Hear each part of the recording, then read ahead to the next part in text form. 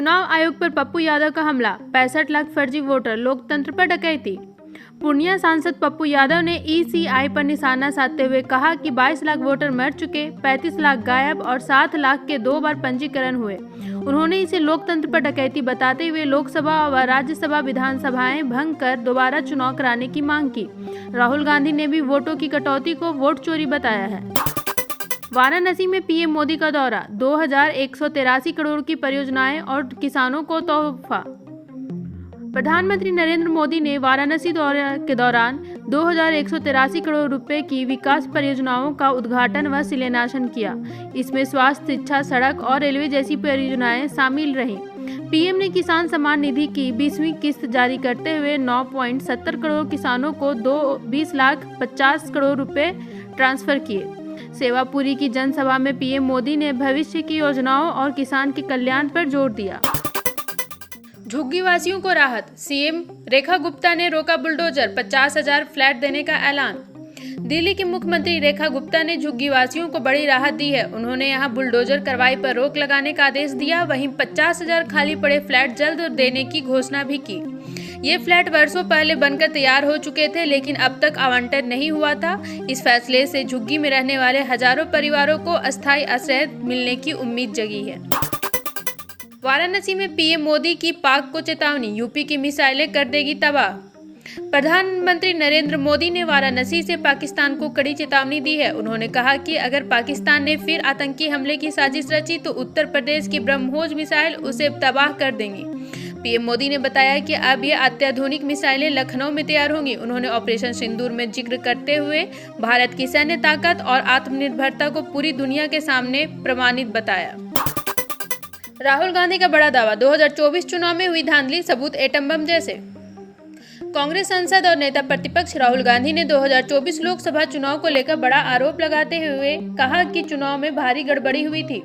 उन्होंने दावा किया कि उनके पास ऐसे ठोस दस्तावेज और डेटा हैं जो एटम बम की तरह है। कांग्रेस के कानूनी सम्मेलन में उन्होंने कहा कि जब ये सबूत सबके सामने आएंगे तो चुनाव आयोग के पास छिपने की जगह नहीं बचेगी। वाराणसी में बोले पीएम मोदी, बेटियों की सिंदूर का लिया बदला, ऑपरेशन सिंदूर महादेव को समर्पित। प्रधानमंत्री नरेंद्र मोदी ने वाराणसी दौरे पर काशीवासियों को भोजपुरी में संबोधित करते हुए कहा, हम काशी के हर परिवार जन को प्रणाम करत हैं।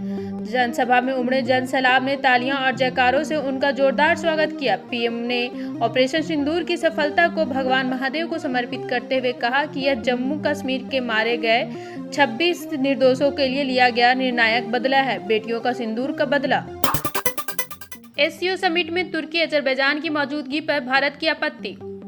चीन के तियानजिन में होने वाले एससीओ शिखर सम्मेलन में तुर्की और अजरबैजान की संभावित उपस्थिति पर भारत ने सख्त आपत्ति जताई है। दोनों देशों ने ऑपरेशन सिंदूर को लेकर पाकिस्तान का समर्थन किया था। भारत का कहना है कि आतंकवाद समर्थक देशों की भागीदारी एससीओ के मूल उद्देश्यों को कमजोर करती है।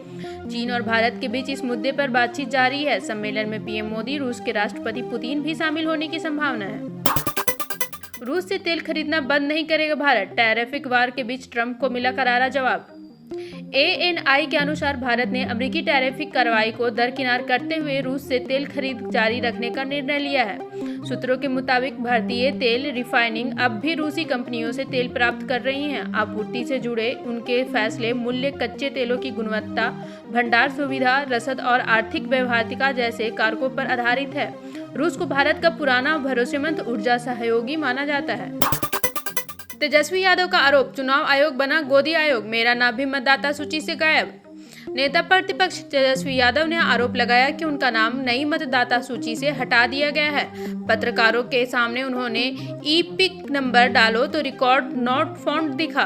तेजस्वी ने इसे गरीबों का नाम काटने की साजिश बताया और चुनाव आयोग को गोदी आयोग करार दिया। उन्होंने सुप्रीम कोर्ट से मांग की कि यह संवैतः संज्ञान लेकर नाम काटने वालों की विधानसभावार सूची जारी करने का निर्देश दें। मालेगांव विस्फोट केस, गवाह का खुलासा, योगी और आरएसएस नेताओं को फंसाने का था दबाव।